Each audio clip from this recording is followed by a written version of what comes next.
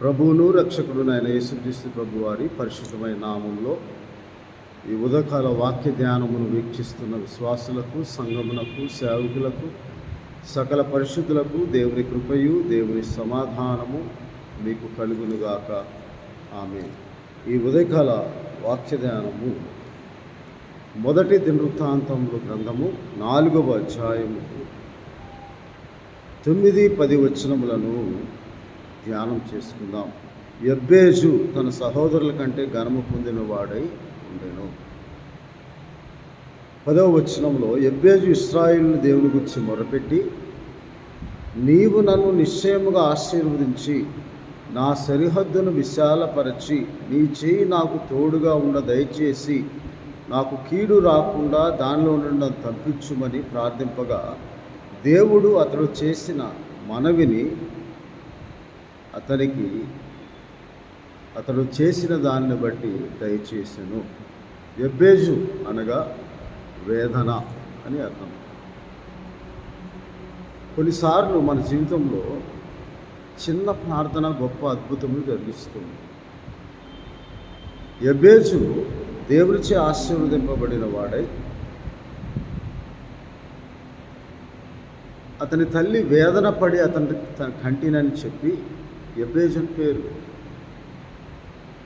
యబ్బేజు యొక్క ప్రార్థన మొర్రపెట్టు ప్రార్థనగా ఉంది. మన ప్రార్థనలో మనం చేయు ప్రార్థన, దేవునికి చేయు ప్రార్థనలో విజ్ఞాపన, మనవి, విన్నపము, మొర్ర, ఇవి చాలా ప్రాముఖ్యమైనవి. ఈ 4 ప్రధానమైన అంశములను మనము ధ్యానం చేసుకోవాలి. మొర్రపెట్టుట వ్యక్తిగతంగా మన వేదనను బట్టి, శోధనను బట్టి, ఇబ్బందిని బట్టి, కష్టమును బట్టి, కీడు నుంచి మనలను దేవుడు తప్పించినట్లుగా, శోధనలోకి తేక కీడు నుంచి తప్పించినట్లుగా, మన హృదయ వేదనను బట్టి, మనకు వ్యక్తిగతంగా సంభవించిన వేదనను బట్టి, కుటుంబ పక్షముగాను సమాజ పక్షముగాను మనకు కలుగుతున్న వేదనను బట్టి, రాబోయే కాలంలో సంభవించబో శోధనలను బట్టి, ప్రస్తుత కాలంలో జరగబో కీడును బట్టి, ఆ కీడు దుష్టు నుండి సంభవిస్తుంది కాబట్టి మనము ప్రార్థన చేయాలని, మొర్రపెట్టాలని దేవుని వాక్యంలో రాయబడి ఉంది. ఆ మొర్ర ఎలాగూ చేయాలి అంటే, యబ్బేజు వలె, ప్రభువా దయచేసి నాకు కీడు రాకుండా దానిలో నుండి నన్ను తప్పించు అని వేదనతో ప్రార్థన చేస్తూ, నా సరిహద్దులను విశాలపరచు, నన్ను ఆశీర్వదించు అని యబ్బేజు ప్రార్థన చేయుచుండగా, కీడు రాకుండా నన్ను దానిలో నుండి తప్పించు. యేసుక్రీస్తు ప్రభు వారు మనకు నేర్పిన ప్రార్థనలో, ప్రభువు ప్రార్థనలో, శోధనలో తేక దుష్టుని నుంచి, కీడు నుంచి తప్పించుము అని ప్రార్థన లేదు. అలాంటి కీడు రాబోయే కాలంలో ఇంకా అనేకములు, మన ఊహకు మించిన కీడులు సంభవింపబోవచ్చు. వాటి నుంచి మనం తప్పించుకోవటానికి మనం దేవునికి కుటుంబపక్షంగా విజ్ఞాపన చేయాలి, వ్యక్తిగతంగా మొర్రపెట్టాలి, సంఘపక్షంగా విన్నపము, మనవి దేవునికి చేయాలని, విజ్ఞాపన ప్రార్థన కూడా సంఘపక్షంగా మనం చేయాలని. యబ్బేజు ప్రార్థన చాలా చిన్న ప్రార్థన. ఆ ప్రార్థన గొప్ప కార్యము జరిగిస్తుంది. అది దేవునికి అంగీకారకృతంగా ఉన్నప్పుడు అతడు మనవ చేసిన దాన్ని దేవుడు అతనికి అనుగ్రహించాడు, దయచేశాడు. దయచేయుటలో దేవుని దయ ఉంటుంది. అది ఉచితముగా దేవుడు మనకు అనుగ్రహించిన మన విశ్వాసమును బట్టి, మనము దేవుని ఆశ్రయించిన విధానం బట్టి.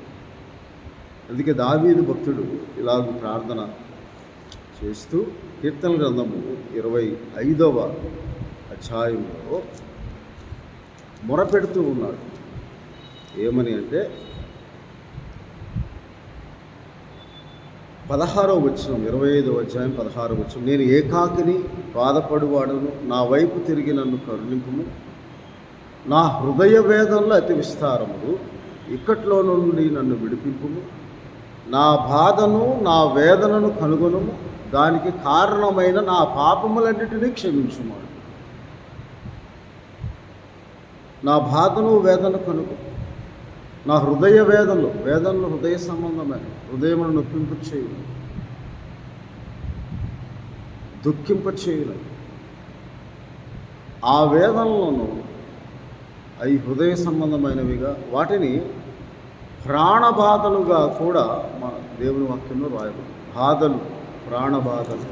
యెబేజు యొక్క ప్రార్థన చాలా చిన్న ప్రార్థన, కానీ బలమైన శక్తివంతమైన ప్రార్థనగా మనం చూస్తాం. ఆ వేదనతో కూడిన ప్రార్థన, కీడును చూడకుండా కీడు నుంచి తప్పింపబడటానికి రాబోయే కాలంలో. ఎందుకనగా ఇర్మియా గ్రంథంలో ఆ కీడును గురించి దేవుడు ప్రవక్త అయిన ఇర్మియా ద్వారా మాట్లాడుతూ దానిని, ఆ కీడు ఎటువంటిదిగా ఉంటుందంటే రాబోయే కాలంలో దాన్ని వినువారి చెవులు గింగురమనునంతగా ఆ కీడు ఉంటుందని దేవుని వాక్యంలో రాయబడి ఉన్నది.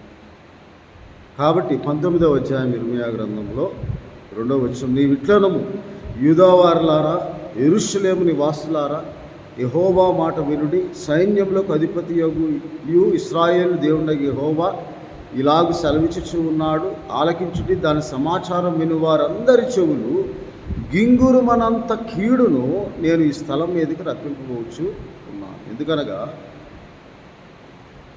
నేను సెలవీయనదియు నా మనసుకు తోచనదినైన ఆచారమును వారు ఆచరిస్తూ ఉన్నారు. ఇశ్రాయేలు, అది ఇశ్రాయేలు అనేకమైన రాజుల కాలంలో దేవునికి విరోధముగా, దేవుని దృష్టికి అనుకూలము కానిది, దేవుడు విధింపనిదియు సెలవీయునదియు ఆయన మనస్సుకు తోచిన ఆచారం ఆచరించి దహన బలులు అర్పించుటకు అన్యదేవతలకు బలిపీఠములు కట్టి, బయలునకు బలిపీఠము కట్టి ధూపము వేయచ్చు వారు ఆచార సంబంధముగా ఆయన్ని ఆరాధిస్తూ ఉన్నారు అని దేవుని వాక్యంలో రాయబడి. కాబట్టి ఆయన ప్రతి ఒక్కరి చెవులు, ఎందుకనగా 18వ అధ్యాయం ఇర్మియా గ్రంథము 11వ వచనం ఆఖరి, మీరందరూ మీ దుష్ట మార్గములను విడిచి నా మార్గములను, మీ మార్గములను, నీ క్రియలను చక్కపరుచుకున్నందుకు వారు నీ మాట నిష్ప్రయోజనము, మేము మా ఆలోచన చొప్పున నడుచుకుందాము, మేమందరం మా మూర్ఖ హృదయం చొప్పున ప్రవర్తించమని అందరూ. ఇప్పుడు దేవుడు 15వ వచనంలో, అయితే నా ప్రజలు నన్ను మర్చి ఉన్నారు, మాయకు ధూపం వేయించున్నారు, మెరక చేయబడిన దారిలో తాము నడవలని పురాతనమైన మార్గమైన త్రోవలో తాము తొట్టిల్లా చేసుకొచ్చు ఉన్నారు. కాబట్టి యెబేజు ప్రార్థన వలన వంటి ప్రార్థన మనం చేసినప్పుడయా రాబోయే కాలంలో సంభవింపబోవు కీడు నుంచి నన్ను తప్పించు, నా సరిహద్దులను విశాలపరచు, నన్ను ఆశీర్వదించు అని వేదనతో ప్రార్థన చేస్తూ ఉన్నాడు. నా హృదయ వేదనలు అతి విస్తారము, ఇక్కట్లో నుండి నన్ను విడిపింపు, కీడు నుంచి శోధన నుండి తప్పింపమని మనం కూడా ప్రార్థన చేయాలి. శక్తివంతమైన ప్రార్థన. ఎప్పుడైతే మనం అలాగ ప్రార్థన చేస్తాం, ఎందుకు ప్రార్థన చేయాలంటున్నాడంటే ఇర్మియా గ్రంథము 18వ అధ్యాయం 8వ వచనంలో, ఏ జనమును గురించి నేను చెప్పుతున్నా ఆ జనము చెడ్డతనం చేయడం మానిన ఎడల నేను వారికి చేయనుద్దేశించిన కీడును గురించి సంతాపపడుదును. 10వ వచనంలో, ఆ జనము నా మాట వినకుండా నా దృష్టికి కీడు చేసిన ఎడల దానికి చేయదలిచిన మేలును గురించి నేను సంతాపపడుదును. కాబట్టి ఇశ్రాయేలీయులు అలాగూ దేవుని దృష్టికి విరోధముగా, ఆయన విధింపనయు ఆయన ఆలోచనకు అనుకూలము కానిది అయిన ఆచారం ఆచరిస్తూ, యెహోవా యందు భయభక్తులు కలవారైనను వారు ఏం చేస్తున్నారంట, ఇతర దేవతలను పూజిస్తూ వారు 2వ రాజుల గ్రంథములో ఇలాగ దేవుని వాక్యంలో రాయబడి ఉన్నది. 2వ రాజుల గ్రంథం 18వ అధ్యాయము 32వ వచనంలో, మరియు జనులు యెహోవాకు భయపడి ఉన్నత స్థలం నిమిత్తం సామాన్యులలో కొందరిని యాజకులుగా చేసుకునిగా వారు జనుల పక్షమున ఉన్నత స్థలంలో కట్టబడిన మందిరములందు బలి అర్పించుంటారు. ఈ ప్రకారముగా వారు యెహోవా యందు భయభక్తులు గలవారై ఉండి తాము ఏ జనములలో పట్టబెడుతారో ఆయా జనముల మర్యాద చొప్పున తమ దేవతలను పూజిస్తూ నేటి వరకు తమ పూర్వ మర్యాదల ప్రకారము వారు చేయుచున్నారు. యెహోవా యందు భయభక్తులు పూనక దేవుడు విధింపని, దేవుడు చేసిన నిబంధనను మీరి, దేవుడుకు అనుకూలము కాని ప్రతి ఒక్క ఆచారం ఆచరిస్తూ, దేవుడు వారి మేలు కొరకై, వారి ఆశీర్వాదం కొరకై నియమించిన నిబంధనలను వారు మీరి, ఇతర దేవతలకు భయపడకు, మీరు నమస్కారం చేయవద్దు, పూజ చేయవద్దు, బలులు అర్పించవద్దు అని చెప్పి ఆయన ఐగుప్తుల నుండి విడిపించిన ఆ దేవుణ్ణి మర్చిపోయి, ఆయన యందు భయభక్తులు కలిగి ఆయనకు మాత్రమే నమస్కారం చేసి ఆయనకు మాత్రమే బలులు అర్పించాలని దేవుడు ఆజ్ఞాపించిన ఆజ్ఞలను, కట్టడలను, విధులను, ధర్మశాస్త్రము కానీ ధర్మము నందు దేనిని కానీ అనుసరింపక ఉండి 39వ వచనము 2వ రాజుల గ్రంథం 18వ వచనం, మీ దేవుడని యెహోవా యందు భయభక్తి గలవారి ఉండిన ఎడల ఆయన మాట వినక మీరు పూర్వ మర్యాదను జరిగించుచు ఆ ప్రజలు అలాగుననే భయభక్తులు గలవారైన తాము పెట్టుకున్న విగ్రహములు పూజించి వచ్చారు. అటువంటి కీడు నుంచి తప్పించుమని చెవులు గింగురుమన్నంతగా కీడు రాబోయే కాలంలో సంభవించిపోతుండే బేజ్ ముందుగా ఎరిగి చిన్న ప్రార్థన చేశాడు. శక్తివంతమైన ప్రార్థన, హృదయ వేదనలు ఎలా చేశాడంటే, కీర్తనల గ్రంథము 145వ అధ్యాయంలో భక్తులు చేసిన ప్రార్థన ఎలాగంటే 142వ అధ్యాయం 1వ వచనంలో, నేను ఎలుగెత్తి యెహోవాకు మొరలిడుచున్నాను, ఎలుగెత్తి యెహోవాను బతిమాలుచున్నాను, బహు వినయముగా ఆయన సన్నిధిని మొర్రపెట్టుచున్నాను, నాకు కలిగిన బాధ ఆయన సన్నిధిని నేను తెలియచెప్పుకొంచు ఉన్నాను. మనకు కలిగిన బాధ, వేదనను బట్టి కూడా మనం మొరపెట్టినప్పుడు దేవుడు మన ప్రార్థనను ఆలకిస్తాడని దేవుని వాక్యంలో రాయబడి ఉంది. కాబట్టి మనం అలాగే ప్రార్థన చేయాలి. అది శక్తివంతమైన ప్రార్థన, బలమైన ప్రార్థన, విశ్వాసంతో కూడిన ప్రార్థన, ఆత్మయందు తీవ్రత కలిగిన ప్రార్థన, అత్యాశక్తితో చేయు ప్రార్థన, ఆత్మానుసారంగా చేయు ప్రార్థన, ఆత్మతో చేయు ప్రార్థన, మనసుతో చేయు ప్రార్థన. ఇవన్నీ దేవుని దృష్టికి నా పాపములు క్షమించు ప్రభువా, ఏ వేదనలు అయితే, ఏ శోధనలు అయితే, ఏ దుఃఖమైతే, ఏ కష్టమైతే నాకు వచ్చిందో ఆ కీడును నన్ను తప్పించు ప్రభువా, నా సరిహద్దులు విశాలపరచు ప్రభువా అని దేవుని వాక్యంలో రాయాలి. ఎప్పుడైతే మనం అలాగ ప్రార్థన చేస్తాం, చూడండి ఒకసారి యెషయా గ్రంథం 64వ అధ్యాయం 5వ వచనంలో,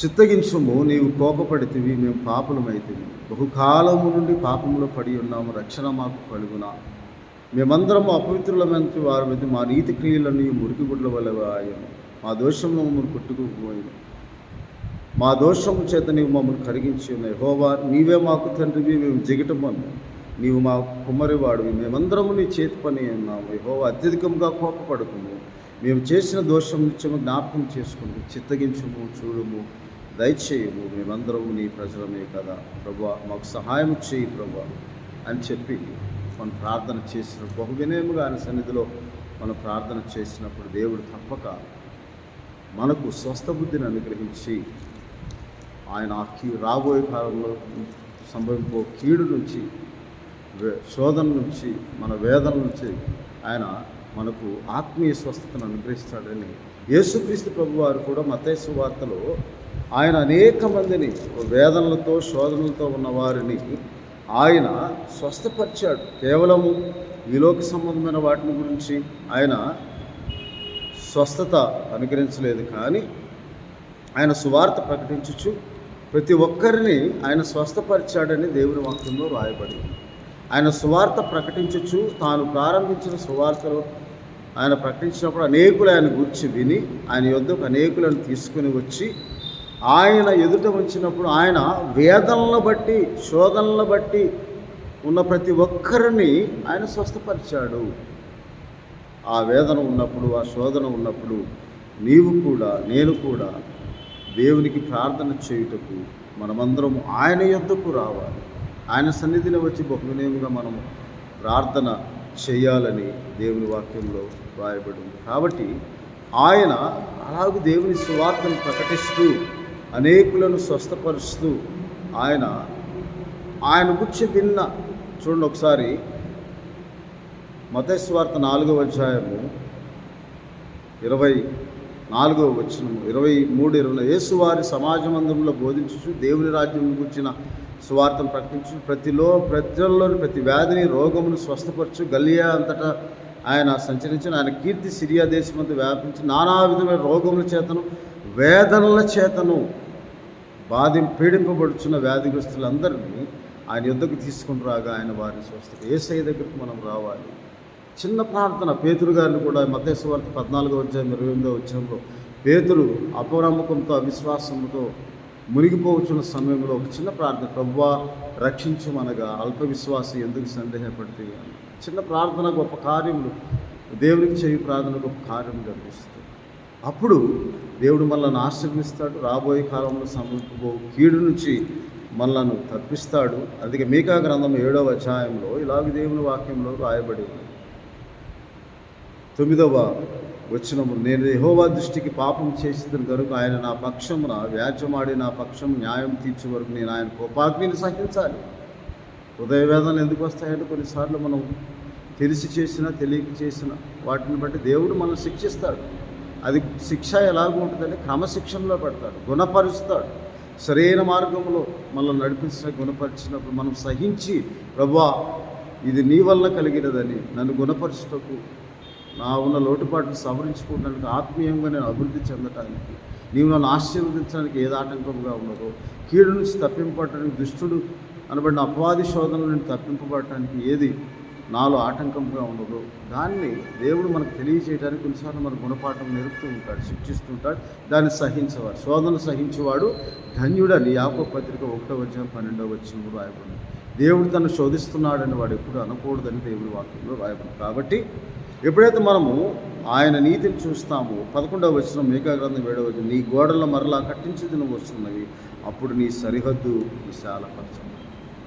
కాబట్టి ఎబ్బేజు ప్రార్థనలో కూడా సరిహద్దు విశాలపరచడం అంటే ఈ లోక సంబంధమైన ఆస్తిని కాదు, కానీ మనం రక్షణ ప్రాకారంలో కట్టుకున్నట్లుగా ప్రార్థన అనబడిన ఆ బలిపీఠము మనము కట్టుకొని మన రక్షణ ప్రాకారం కట్టుకున్నట్లుగా అపవాదికి చోటు ఇవ్వకుండా, అపవాది మనలో ప్రవేశింపకుండా మన సరిహద్దును విశాలపరిచే రక్షణ ప్రాకారం కట్టుకొని ప్రార్థన ద్వారా ఆ ప్రాకారం మనం కట్టుకొని కీడు నుంచి తప్పింపబడటానికి మన సరిహద్దులు విశాలపరచబడతాయి. దేవుని ఆశీర్వాదం అలాగే ఎబ్బేజు ప్రార్థన ఎంత శక్తివంతమైన ప్రార్థన. చిన్న ప్రార్థన గొప్ప అద్భుతములు, ఆశ్చర్యకరమైన సహాయం మన జీవితంలో వస్తుంది. కాబట్టి మనం అలాగ రాబో కాలంలో శోధనలను తప్పింపడటానికి, కీడును తప్పింపడటానికి మన మొరపెట్టు వారంలో మన వేదనను, హృదయ వేదనలు అతి విస్తారంలో కలుగు. ప్రభు నా పాపములు క్షమించి నన్ను జ్ఞాపకం చేసుకో ప్రభు అని మనం ప్రార్థించి అటు ఆశీర్వాదములు, అటు దీవెనలు, కీడు నుంచి శోధనలోకి కీడు నుంచి తప్పింపబడే ప్రార్థన, మనం దేవుని మహింపచ్చు ప్రార్థన, దేవుని ఆశ్రయించే ప్రార్థన, దేవునికి చేయు ప్రార్థన, మొర్రగా ఆయన సన్నిధిలో మనం ప్రార్థించినప్పుడు ఆయన నీ ప్రార్థన ఆలకించి నీ ప్రార్థనకు ప్రత్యుత్తరం దయచేస్తాడని ఉదయకాల సమయంలో ఎబ్బేజు ప్రార్థన ద్వారా వేదనతో కూడిన ప్రార్థన, మనం వేదనలతో ఉన్నప్పుడు, శోధనలతో ఉన్నప్పుడు మనం చేయ ప్రార్థన ఆయన దృష్టికి అనుకూలముగా అంగీకారపూర్వకంగా ఉన్నప్పుడు ఆ ప్రార్థన అంగీకరింపబడి ప్రతి శోధన వేదన నుండి దేవుడు నిన్ను విడిపించి నీకు ఆత్మీయ స్వస్థతను అనుగ్రహిస్తాడని దేవుడు ఉదయకాల సమయంలో మనతో మాట్లాడి కృపను, అట్టి ప్రార్థనా జీవితంలో అట్టి మొరను దేవుడు ఆలకించి నీకు సహాయం చేయనుగాక. ఆమె ప్రార్థన చేసుకున్న పరిశుద్ధుడా మహోన్నతుడా, అవంతరి అభ్యర్థి చేసిన ఆ ప్రార్థన ఎంతో శక్తివంతమైనది, మీకు అంగీకారపూరితమైనది. మీరు ఆలకించి ఆ మనవిని ప్రకారం దయచేయి ప్రార్థన మేమందరం గ్రహించి అలాగూ ప్రార్థించుకొని శోధనలో కీడు నుంచి తప్పించుకున్నాం. బహువినయముగా మీ సన్నిధులు ప్రార్థించుకొని మీ దీవెనలో పొందుకునే భాగ్యం ఈ వీడియో ద్వారా వీక్షిస్తున్న ప్రతి కుటుంబానికి అట్టి మొరపెట్టు, విజ్ఞాపన చేయు, ఆత్మను నడిపించి, ఆత్మను దయచేసి సహాయం చేయమని మా ప్రభువుని రక్షకుడైన యేసుక్రీస్తు వారి పరిశుద్ధమైన నామం ప్రతి కుటుంబాన్ని వేదన నుండి, శోధన నుండి తొలగించి సర్వ సమృద్ధిలోకి సంతోషం, ఆనందం అనుగ్రహించుమని ప్రార్థన చేయించున్నాము. ఆమె తండ్రి దేవుని ప్రేమ, ప్రభువుని రక్షకుడైన యేసుక్రీస్తు వారికి పరిశుద్ధాత్మనిచ్చి ఆదరణ, కాపుదల, సంరక్షణ, కృపాక్షేమం దేవుడు మీకును మీ కుటుంబంలో తోడుగా ఉండి మిమ్మల్ని ఆశీర్వదించునుగా. ఆమె.